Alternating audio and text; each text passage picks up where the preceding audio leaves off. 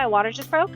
I felt like things really intensified. She was right there and she was coming. It was an amazing feeling. I'm gonna cry just thinking about it. I could feel her head. We heard her cry. We were squeezing hands and she was screaming. I'm Bryn Hunt Palmer, and you're listening to The Birth Hour. This podcast is designed as a safe place to come together and share childbirth stories. Stick around and join us to hear informative and empowering birth journeys from all over the world. Today's episode is sponsored by Baby Tula. Baby Tula creates unique and expressive carriers that help parents keep doing what they love while connecting with their little ones. Baby carriers are so much more than a parenting tool. When you wear your baby, you support the emotional, social, and physical well-being of your baby as well as your own. With a variety of unique prints, small batch and hand-woven fabrics, inclusive sizing, and carriers for older babies too, you can find a carrier that's distinctly you. You can use the code BIRTHHOUR at babytula.com to get $20 off an order of 100 or more. At the end of this episode, I talk with Tiffany, a baby-wearing educator, all about Baby Tula and what she loves about their carriers, so stay tuned for that conversation. I also want to mention their new Explorer carrier. I haven't talked to Tiffany about this yet because it's so new, but go to their website and check this carrier out. It has the most carrying positions of any of their carriers. It has a super handy pouch for your keys or your phone. And the prints, you guys, are so good. They are beautiful. There's this one that's like a herringbone masculine print that's really pretty. And then there's a couple of mesh options that are gorgeous. And I've never seen a mesh carrier that actually is attractive as well. So you're definitely going to want to check those out. Again, that's babytula.com. Okay, before we get to today's birth story, I just wanted to chat a little bit about a couple other aspects of the Birth Hour community. If you're new to the podcast, you may not know that we also have an online childbirth course.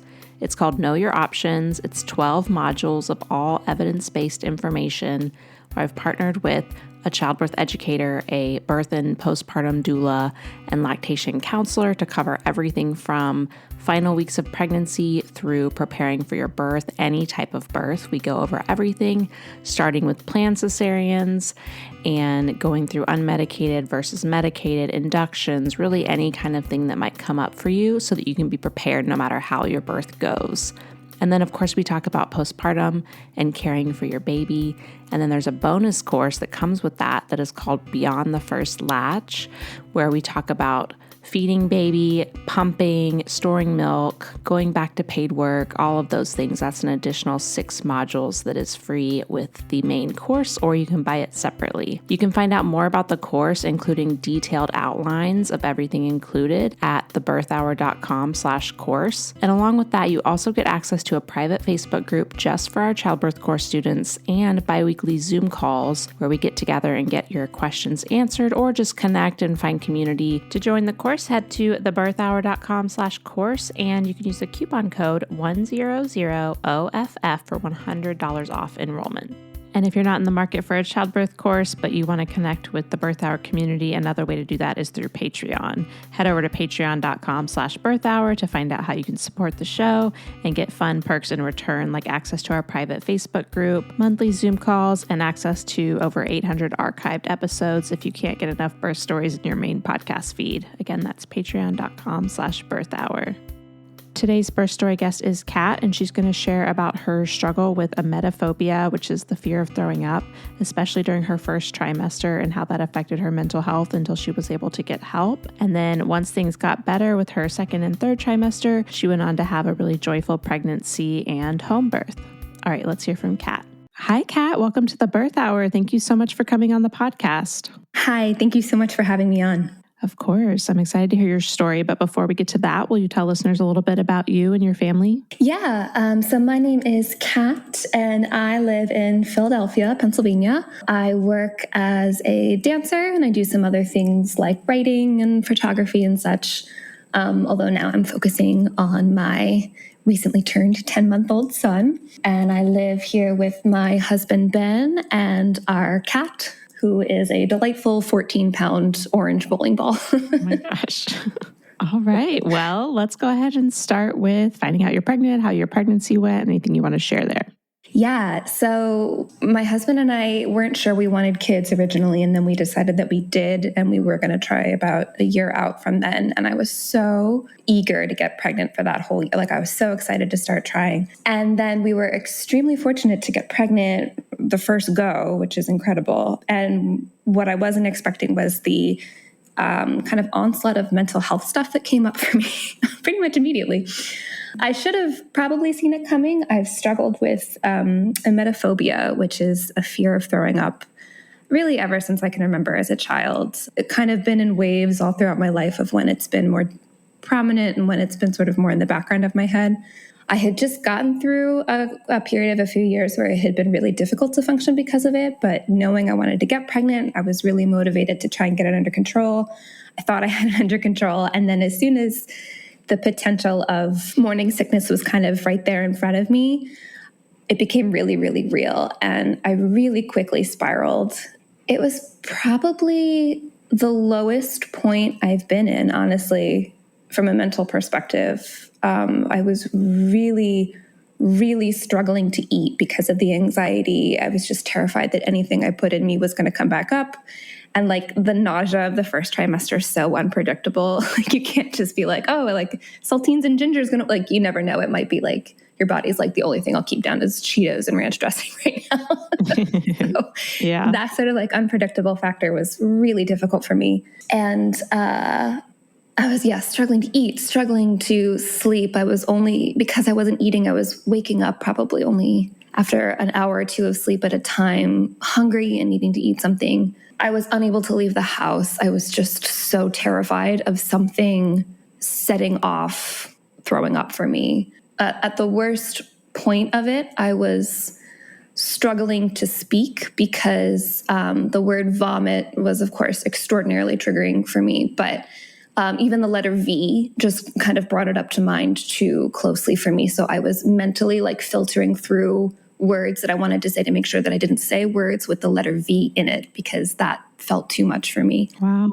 Yeah, like really bad. I was struggling to eat out of bowls because of, I don't know, it's not like sensical, you know. Mm-hmm. Going to the bathroom just to pee was really difficult, just because being near a toilet, like I just kept on seeing in my head all of those, like in movies, and somebody is like, oh my gosh, am I pregnant? It's because they spend the morning throwing up in the toilet. Mm. Yeah, just like on the most basic level, not functioning at all. And I was also really struggling as a result with a lot of intrusive thoughts about, do I want an abortion? Which blindsided me because, like I said, the year before I had been just like so excited to get pregnant. It really, really scared me. I didn't know how I would face myself if that was something that I had chosen to do. I didn't know how I would face my family or my husband. And not because I think abortion is morally wrong, but just it was so not what I thought I wanted. And so having all of those thoughts kind of bombarding me at all times was really upsetting, confusing, frightening. So it was a really bad time for me. I can laugh now looking back because it really turned around. Like the story gets better, but it was really, really hard there for a long time. And what ultimately turned it around for me was going on an SSRI, which I had resisted prior to that, honest to God, just because a lot of my friends who I knew had gone on them had struggled with nausea in the sort of initial ramp-up period, and that was terrifying for me. But I just hit a point when I felt like I just want better for myself than this. I deserve a joyful pregnancy if this is really what I want, and this is not the experience that I want for myself. And I just felt like, okay, I'm willing to do whatever it takes to at least try and enjoy some part of this. So I got lucky. I had already been working with a wonderful psychiatrist and therapist, of course. And my psychiatrist referred me to another psychiatrist to do a consultation with because she focused on perinatal psychiatry. So she was a real expert in what different medications to try. And I started Zoloft, I think, around 10 weeks of pregnancy. And I got so lucky because it worked quickly for me. And it worked on a very low dosage. And I didn't have any negative side effects, which is like incredible. That's so great. I know. Having watched like friends and family of mine, it's like kind of whack-a-mole with medication sometimes, trying to figure out which is the right thing for you. I just got extraordinarily lucky. And from there on out, I mean, I had a wonderful pregnancy. I felt better than I had in years. I didn't know it was possible to not be constantly living in like some level of panic about, am I going to get sick? Do I have my peppermints in my pocket? What am I going to do if I'm trapped on a plane and I need to be sick and I'm going to have to do it in front of everybody? You know, like all of those thoughts that even if it wasn't in the forefront of my mind was just always there in my head. I was like suddenly free of it. And it was the most incredible thing. And luckily, that sort of ramp up of the medication coincided with our first scan. And I had been putting off the first scan because I was terrified of leaving the house, for one, being in a hospital, which I generally associated with throwing up. And I was so scared that I was going to look at the scan and see the hopefully healthy baby in there and like not feel excited, or like it would confirm for me that I didn't want this pregnancy or something. I was terrified of that. Thank goodness the medication was working and I was able to go to that, and then seeing the little baby in there and the heartbeat, it was so amazing and joyful. And that was the like coinciding of those moments was a real turnaround point for me. Thank goodness. Yeah, that's so great. I'm so glad you got that help. Yeah. And then, yeah, from there out, it was really a textbook pregnancy. Again, I got really, really lucky. Everything looked great. As an emetophobe, I had also been worried about the glucose test because I've heard that drink, people often get sick afterwards. But that was fine. I was working with a midwifery practice, and I was able to instead drink a smoothie, like a regulated measurements of certain things. I had to drink a lot of it. It was like 32 ounces of smoothie that you have to drink in like 10 minutes. Wow. Brain freeze. Yeah, for real. But I made it past that. I did experience a lot of dry heaving, actually in the second trimester because of reflux. I had horrific reflux and it was making me dry heave. And as an emetophobe, it was the first time it happened. It was at night and I was in bed with my husband and I just laid back in the bed and my body just shook. And I was just lying there like, okay, I just have to let my body like process this moment and this adrenaline. So my body just shook a lot for a few minutes and then it just stopped. And I took a couple of deep breaths and I was like, wow, I think I feel okay from a like mental perspective at least. And then by the end of the pregnancy, like I was just dry heaving and like laughing about it and making a game of like how many games of solitaire can I win as I'm dry heaving over this trash can. and I never in my life thought I would be at the point of being able to just sort of casually be like, okay, I've just got to go dry heave for a second and then I can get back to playing this game or talking with this friend or whatever. Yeah. Like the casualness and I was able to really lean into like, this is kind of ridiculous in a hilarious way.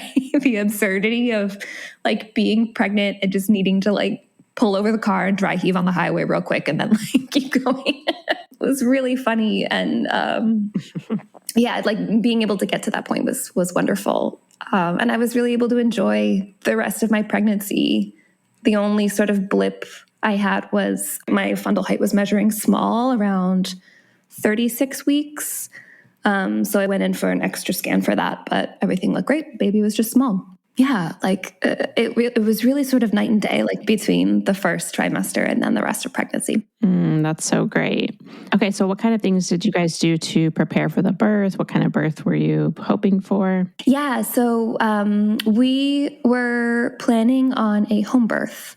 And to prepare for that, we took the evidence-based birth labor course, which focused more on hospital birth with a lot of the information, but we wanted to have that if there came a point when we decided we wanted to, or of course, if we needed to be in the hospital. That was the big one, I think. We were working with a local midwifery practice. They do both hospital and home birth. And we specifically picked that practice because they did both, so that if I, over the course of the labor, decided I wanted to go get an epidural, then I could go and have continuity of care with the same practitioners. With the added bonus that the office is just a block away from my house. So I was able to like waddle there in the third trimester, which was glorious. Made appointments really, really simple. Yeah. Nice. I had hoped to labor in water and maybe even give birth in water. So we did rent a birth pool in prep, but we did not get it set up in time. And then as how the labor went, I didn't actually end up wanting to be in there anyway. So that was okay that it worked out. All right. Well, let's go ahead and hear about how labor started. Yeah. So I woke up really early in the morning, around 3 a.m. on the morning of October 23rd. And I was hungry. So I elbowed my husband and asked him to go make me some toast.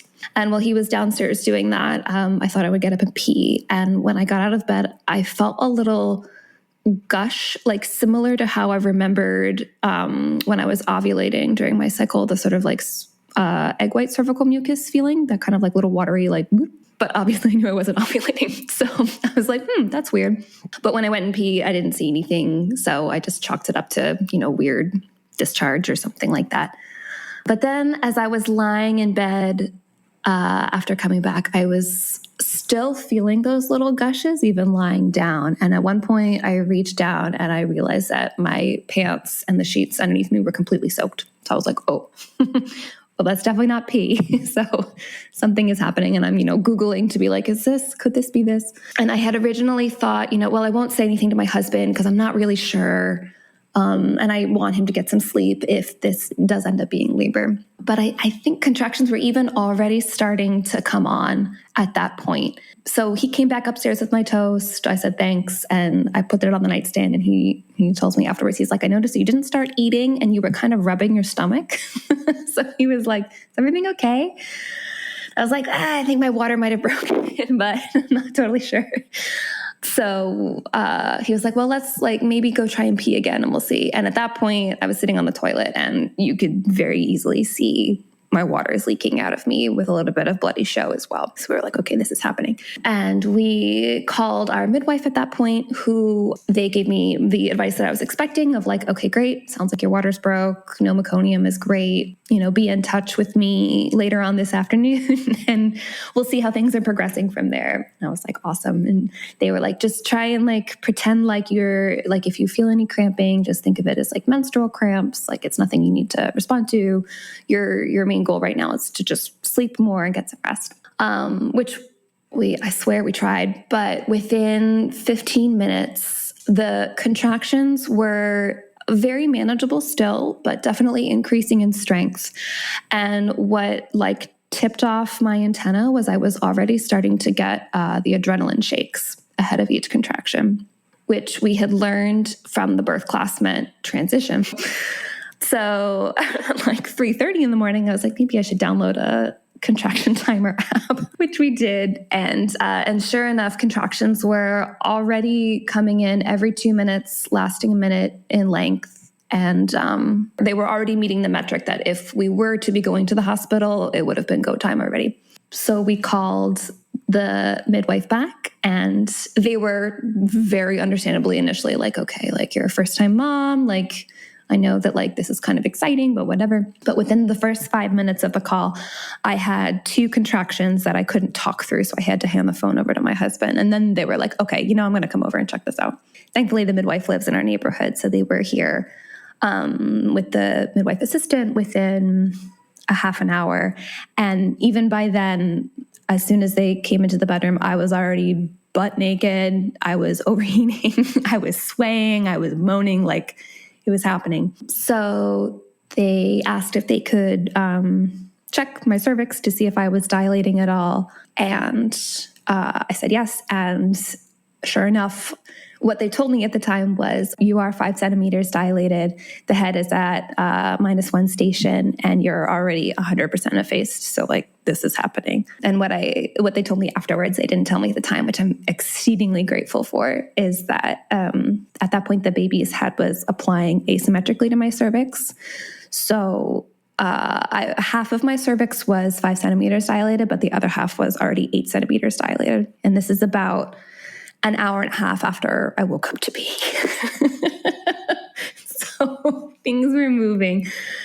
We discussed, like, should we try and get the birth tub set up? But I was already feeling so hot that I was like, sitting in a big thing of hot water doesn't sound good to me anyway. So I got myself into the bathroom and they got me all set up in the shower with a chair. I was able to sit on that facing, like leaning against the back of the chair for a while, and then eventually moved to all fours in the shower.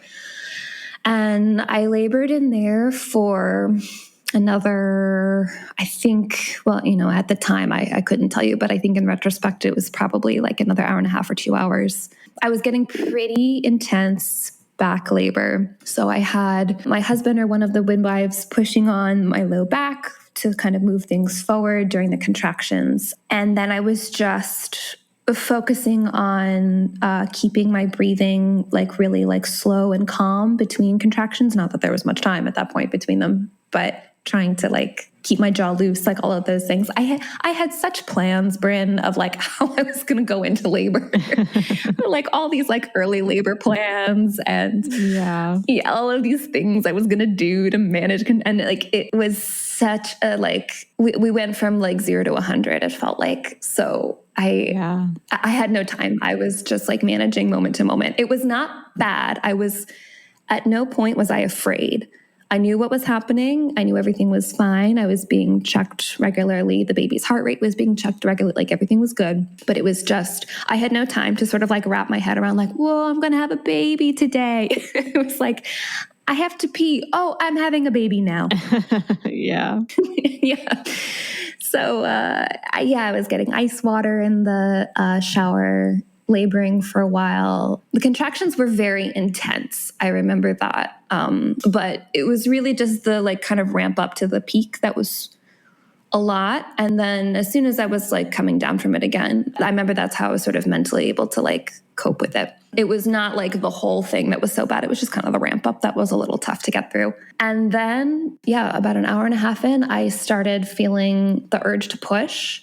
And like I had to take a huge poop, which again, I knew from evidence-based birth class, like, oh, that means the baby's coming. That's what it feels like. And at that point, my poor neighbors, because we share a wall, we're in a twin. And at that point, I yelled out to the midwives, like, I feel like I have to take a huge poop. So I'm sure that's what our neighbors woke up to at about like 6:30 in the morning, is hearing the shower going and me screaming that. Oh. But so they had been, both of the midwives had been setting up the sheets and the tarps and the clock and stuff in the bedroom. In the meantime, they came in to check on me and check on the heart rate. But other than that, they were sort of keeping to themselves. So they came in and they were like, that's fine. Go for it. If you feel like you are ready to push, then go for it. So I started pushing in there and that was going well. Eventually, I had been on my knees for so long and it felt like a change of position was good. So I managed to get back into the bedroom.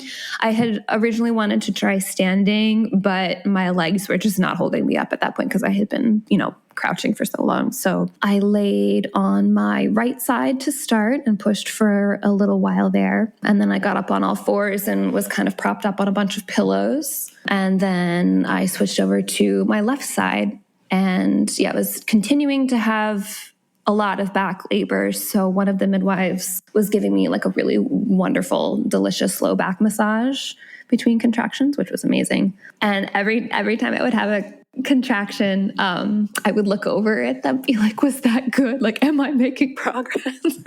They were like, yeah, like you're doing great. This is going great. They were, poor things, they were trying to encourage me by being like, your baby's coming. Like, I can see hair, like it's and I was, at one point I was like, I'm sure it's going to be amazing when my baby's born and I'm excited, but like, that's not motivating me right now. I'm more motivated to just like get through this physical experience. So pushing is happening.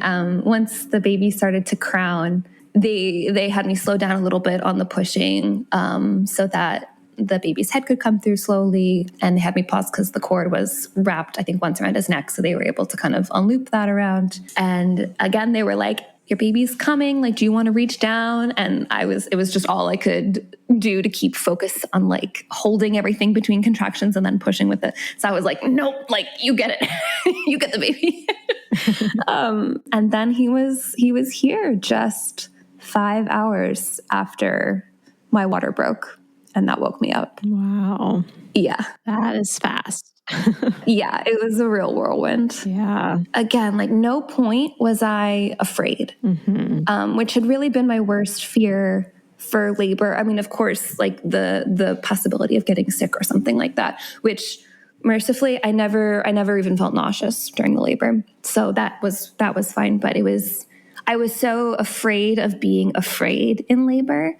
And what was so amazing about it was that I never felt afraid. So not to skip ahead too much, but I think like afterwards, as I was sort of like coming out of just the shock of what had all gone down, I felt like I don't feel that sort of like victorious triumph that I was expecting to feel after birth, but I didn't feel bad either. I didn't feel anything close to like traumatizing or anything like that. So I needed some time to sort of put words to my experience. But what I ultimately landed on was that it just felt very normal. It was like just a Monday. I just had a baby, which like might sound anticlimactic. I like that. Yeah, but like for me, who like had felt so much fear going into the process, for it to just be like a very normal time was the best it could have possibly been. That's awesome. Yeah, and it makes sense that it would take a minute to process that with the fast birth. I think that's always kind of the case. Yeah, for sure. All right. So how was your recovery and postpartum experience? It was really great, which it is not the experience that I know a lot of people have. And I feel really fortunate that it was such a fabulous experience. It was just all very sort of calm right from the get-go. Baby came out and he went right on my chest. And one of the midwives put a towel over us both and everything looked great. I delivered the placenta, I think about 10 minutes later. And that was, everything went totally fine with that. And I had very minimal bleeding. So the midwives were like, you're looking good. The baby's alert, looking nice and pink. Everything looks fine here. So we're going to go downstairs. We're going to start to kind of get all the trash, like put together all the tarps and stuff. And we'll make you some food if you want. And we'll just kind of leave you to it. And we're just downstairs if you need anything. I tried to be like, oh, I don't need food because I have this toast from a few hours ago that I never ate. And the midwives are like, you just had a baby. You deserve a little bit more than like 5-hour-old toast for breakfast. So they went downstairs and just left me and my husband and the baby to enjoy the golden hour together. And it was wonderful. He latched, I think, sometime within that first hour on both sides, and everything felt really fine with that. And it was just really lovely to like have that peaceful hour to like certainly catch our breath, because my husband was definitely in shock too. And to really like have that feel like, yeah, everything's fine. Like this went great.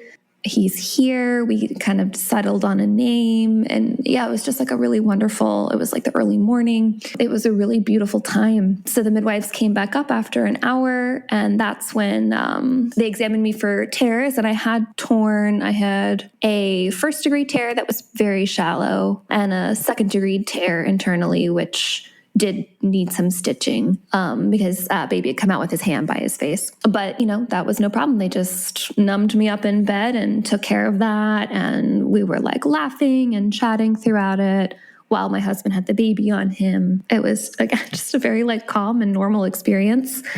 I got to have some food. I got to shower. They made sure I had showered and stuff before leaving. And of course, they did like vitals on the baby. They weighed him. He was a teeny little peanut, as expected. It was just, again, like a really calm experience. It was casual. We were all laughing. We had coffee. The baby was looking great. Like it was just such a good foot to get on, which really, I think, set the tone for me and my husband going into our parenting experience, because we both tend to be a little on the anxious side, just putting it mildly. But I think not like having the like assumption going in of like, oh my gosh, what if something is wrong? Everything looked good. So everything was good. We were able to really feel calm and really confident right off the bat in a way that from just having talked to other new parents around me, like a lot of other people don't get, which is really sad. So, breastfeeding continues to go really well, but it really went well right off the bat. Again, really the only blip was the midwives came back after 48 hours to do a home check on me. I had needed the RhoGAM shots because I had a negative blood type during pregnancy. So they confirmed that baby had positive blood type. So I did need the postpartum shot as well. So they did that and just examining both me and the baby to make sure everything continued to look good. And everything did, except my blood pressure was high. And I normally have low blood pressure, and throughout pregnancy, it was even low. During labor, it was low and all of that. So they suggested I go to the hospital to get it checked out just because it was unusual for me to rule out postpartum eclampsia.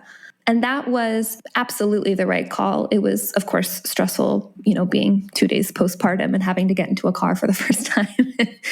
We brought the baby with us so I could continue to nurse. I was just terrified that if I did have postpartum eclampsia, they were going to separate me from the baby. That was my main concern. But we went to the hospital that our midwives have admitting privileges with that they work at. And they brought us right up from the ER to labor and delivery, and all of the nurses that we encountered there were like, "Oh, you're one of Mac's patients from their practice. Like, hey, they called and told us you'd be coming." So they just had me sort of in the triage there, keeping an eye on my blood pressure. And it was elevated quite a bit, but I tested negative for preeclampsia. There was no protein in my urine or anything like that. So they were like, "Yeah, you're just exhausted and dehydrated because you just had a baby." That checks out. Go home and try and get some sleep and drink some water, and everything will be okay. So as far as, ER visits 2 days postpartum go, it was not so bad. Yeah. Yeah. Good to get it checked out, though. Yeah, absolutely. Absolutely. Yeah, you don't want to let something like that go. All right. Well, anything else you want to share from postpartum?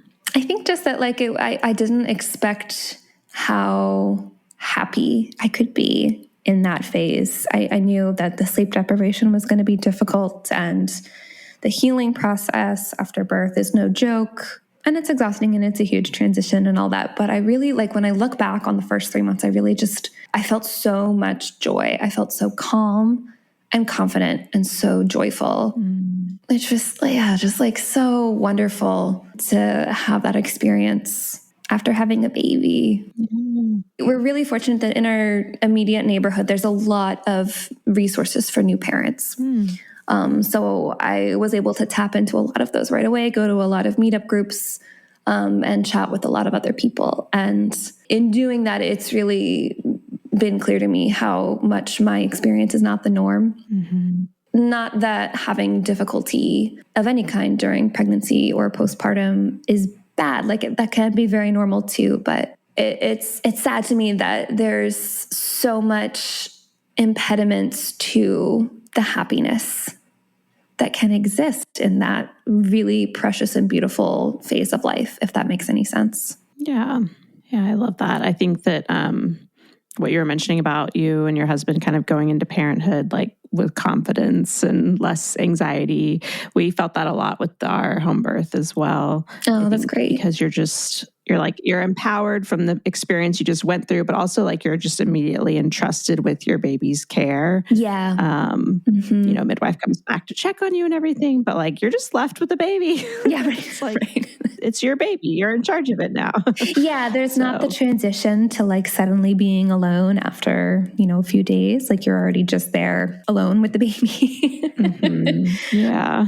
And not all the monitoring that comes with being in the hospital, which of course can be wonderful. And I'm not anti-hospital by any stretch of the imagination. Yeah. But I think for some parents, especially I'm thinking me and my husband who are more inclined to anxiety, that kind of thing can feel it's just kind of adding fuel to the fire if we're already kind of inclined in that direction. Yeah. So not having the assumption of the care being what if something goes wrong and making decisions from there, but having the basic mindset of our care being everything looks good and we have no reason to think it's going to go differently, although of course we will adapt if it does.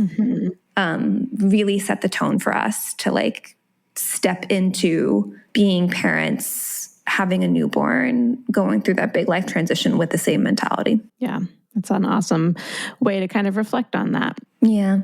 All right. Well, do you have any resources you want to share? I do. I wish there were more resources for emetophobia and parenting, and in particular pregnancy, because I think it's actually a fairly common phobia, but it's not one that's often talked about. So I found it helpful when I was going through the worst of it in the first trimester to seek out others' personal experiences. And I found some articles that kind of helped.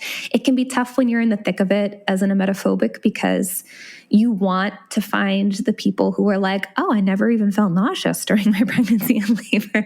You want that confirmation to be like, that could be me, which it absolutely could be. There's certainly people who go through that. Right. But it is also like, I really, if somebody's listening to this and is actively struggling with emetophobia and pregnancy, like I super, super get it.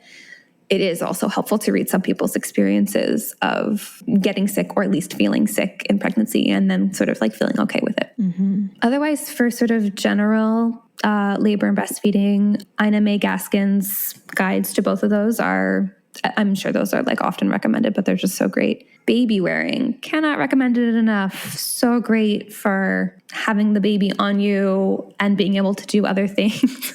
So I found the YouTube channel Wrap You in Love to be so helpful with just sort of like figuring how to do that.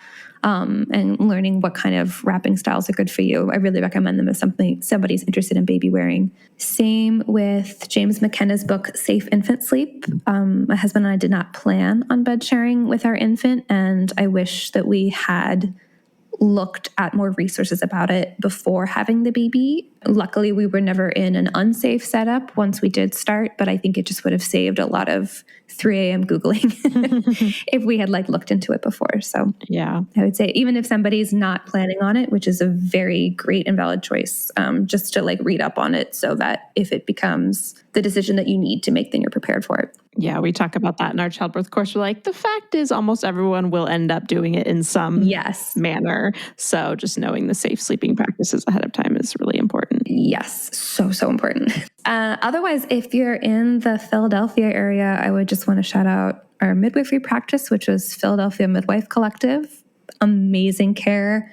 They also have a fabulous IBCLC on staff who has been an amazing resource for me. And there's a great local spot called the Nesting House, and they have a lot of amazing products in their store, and they also do a lot of secondhand things for sort of a circular economy, which is amazing. But the staff are so helpful, and you can register there if you're pregnant. And it was amazing being able to go in and they kind of like show you around, and they're like, "What kind of parent do you want? Like all of this stuff? Are you going to be kind of like that kind of parent, or do you want like bare minimum or what?" And they'll like help you pick out things, which as a first-time parent was amazing, not to have to sift through like thousands of internet lists of like which stroller was better, just to be able to have somebody be like, okay, you are going to use the stroller for this, like this is the stroller you want, and being like, amazing, put it on my registry. Nice. amazing local resources. And they have a new parent meetup too, which was invaluable to me in the 4th trimester. Awesome. All right. And then where is the best place for people to reach out to you? Yeah, I am not on social media, so my email is the most direct way to get in touch with me, and it is katjsullivan6@gmail.com. Otherwise, I think, be reached through my website, which is katjsullivan.com, and that's got stuff about my dance practice and things as well. Okay, great. All right, well, thank you for sharing, Kat. Thank you so much. All right, now I'm going to chat with Tiffany from Baby Tula. And remember, you can use the coupon code BIRTHHOUR for $20 off your purchase of $100 or more at babytula.com. It'll also work on the Baby Tula UK site if you're in the UK. All right, let's chat with Tiffany. Hi, Tiffany. Welcome to the Birth Hour. Thank you so much for coming on the podcast today to chat with me about Baby Tula. Thanks for having me. I'm excited to be here.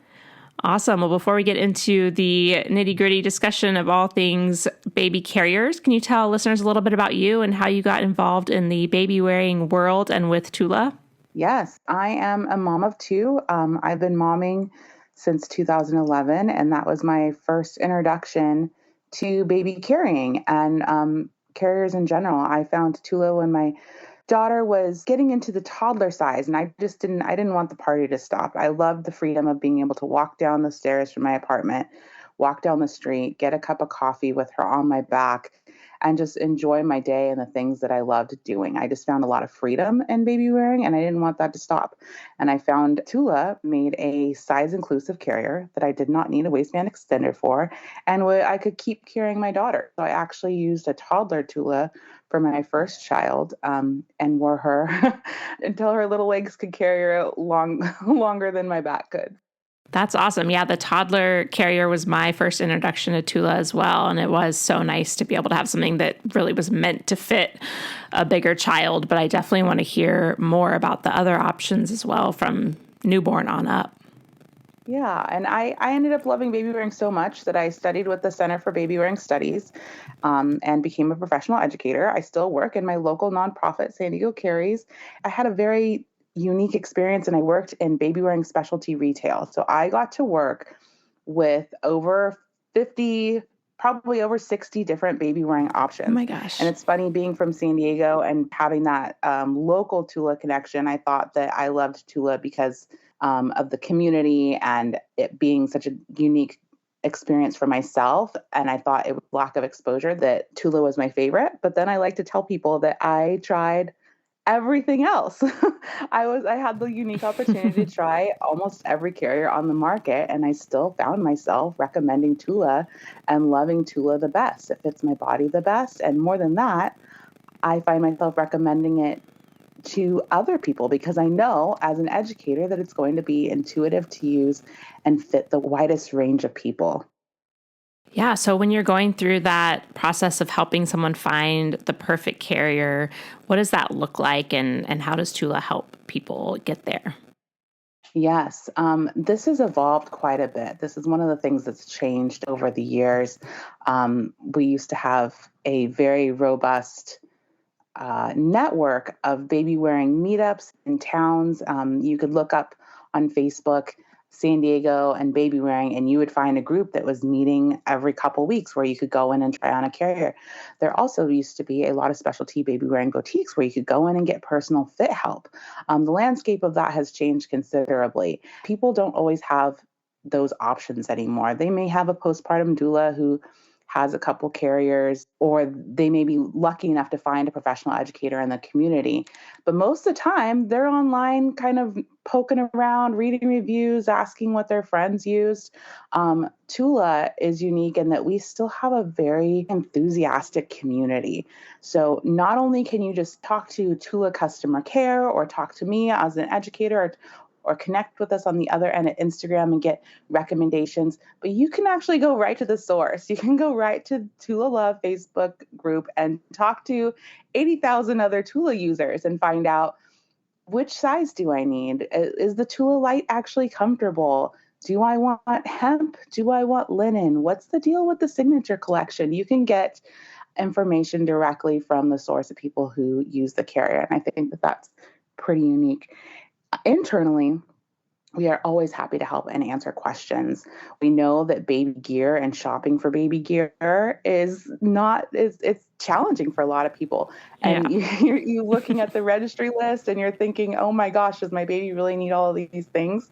I like to tell people babies really like to be picked up. So you can buy a lot of things to substitute for that, or you can invest in something that's going to align with what your baby's already asking you. And so we're happy to find you a Tula or 2 or 3 to help with that. That's amazing. Yeah, the Tula Love community, I don't think there's any better resource than people who are obsessed with something, who are excited to help you and like share their personal experience with all the different options. So that's great. And anyone can join that group, right? Right. And I think it's somebody versus asking your friend who may have tried, they may have bought a stretchy wrap and they may have bought an Amazon carrier and then maybe they tried 1/3 carrier. That sounds like a lot, but to like a baby wearing enthusiast, that's nothing. Yeah. They've tried the entire line, and then they've tried everything else out there. So there's people out there that really make it their mission to understand the differences and the nuances. And I think that that's very, very valuable for somebody who is just shopping for one carrier. Right. So it's like the people who have tried it all are the best asset to the people who just want to buy one.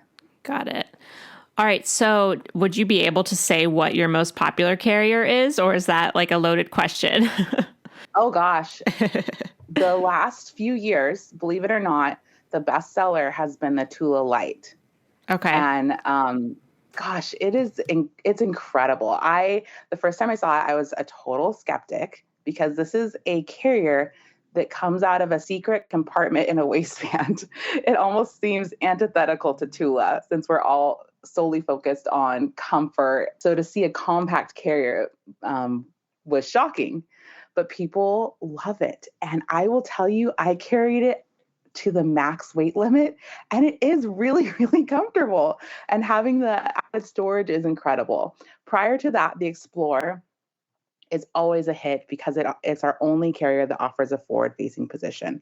And when parents are shopping, they're just looking for the most features.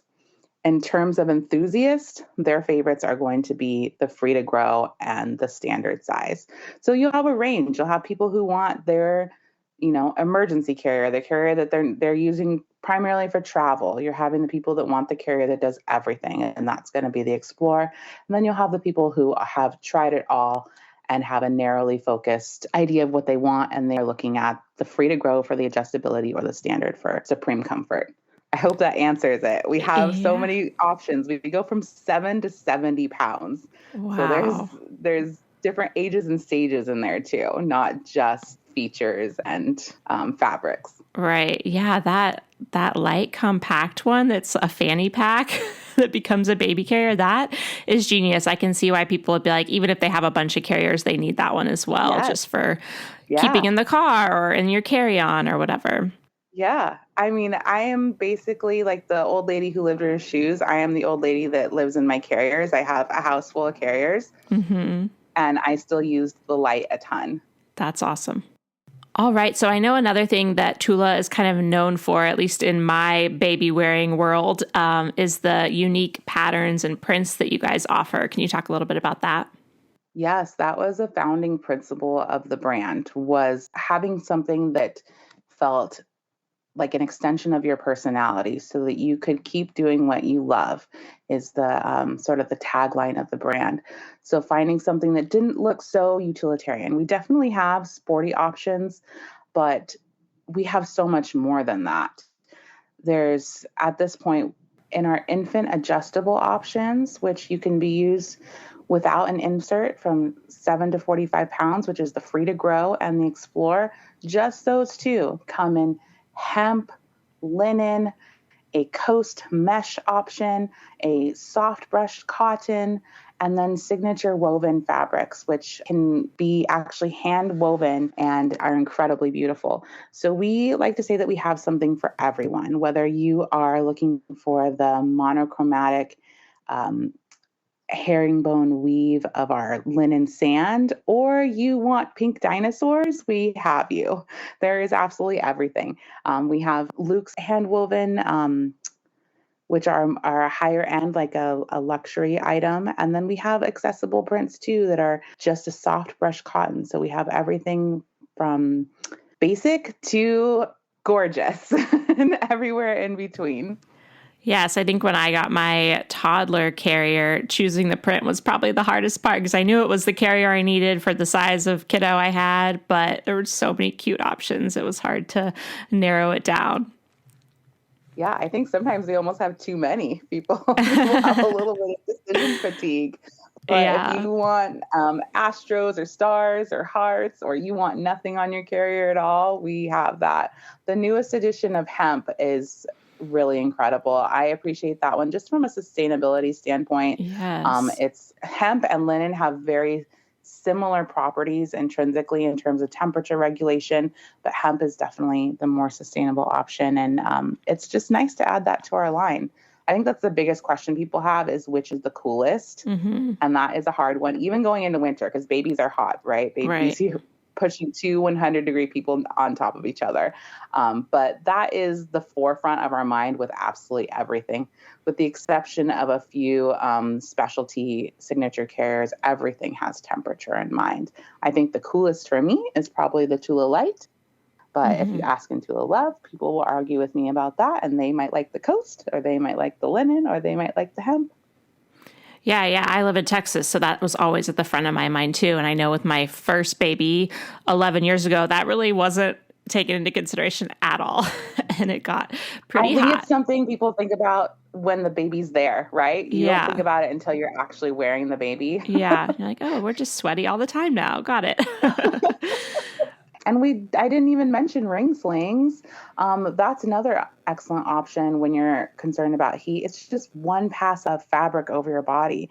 I think people also end up loving ring slings for the aesthetic too. If I'm going to a wedding or something like that and I don't really want buckles, I can put on my ring sling. And Tula has done several collaborations with in the recent history, one of them with Oddbird. And so we actually have Oddbird ring slings too. But all of our ring slings are really beautiful, and they're an option that can be used from birth. All right. Well, thank you so much, Tiffany, for chatting with me. And people can check out all these carriers at babytula.com. And then, of course, go over to Facebook and search for that Tula Love community as well. Absolutely. I could talk about baby meringue all day long. So thank you for having me. Thank you so much again to Kat for sharing her story with us, and to Baby Tula for sponsoring this episode. Remember to check out that new Explorer carrier. You guys, I'm so jealous. I wish I could have used it with my babies. It looks amazing. And if you want more information from today's episode, head over to thebirthhour.com and just search for Kat's name in the search bar to find her show notes page. Thanks so much for listening. If you enjoyed today's show, head to thebirthhour.com and click Become a Member to pledge your support. And as a thank you, you'll get an invitation to join our private Facebook group and access to exclusive episodes. Your vote of confidence and support means the world to me.